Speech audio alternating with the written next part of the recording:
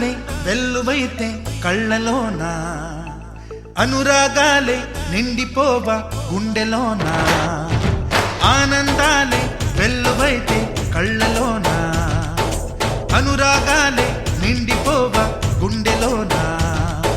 మమతల మాలలు తెచ్చి ఆ కలతలనే చెరిపేసి, ముంగిట ముగ్గులు పెట్టి గొప్పెమ్మల కొలువే చేసి, మనమంతా చేరి ఆడి పాడే వేళ సంక్రాంతి పండుగ చేద్దామా.